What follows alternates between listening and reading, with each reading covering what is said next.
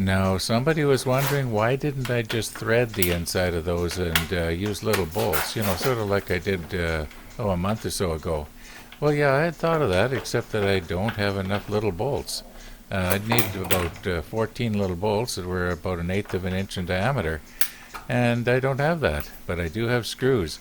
I'm trying not to have to spend any money here. I'm trying to use what I've got in the workshop. So far, the only thing I've gone out and bought is that 3/8 inch rod, and I probably could have got away with something else. I'm trying to make this almost entirely out of stuff I got laying around.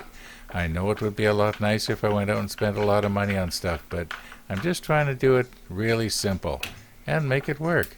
We'll see how it goes.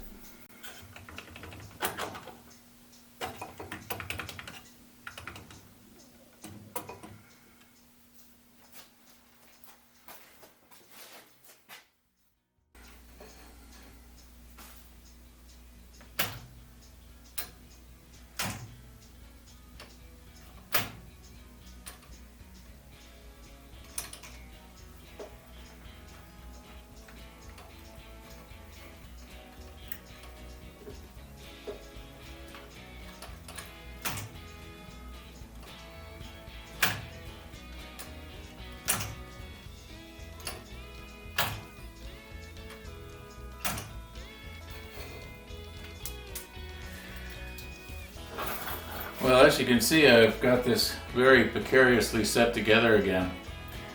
This morning I was on the computer for quite a while and I was checking over my drawing that I did, it must be 2 months ago.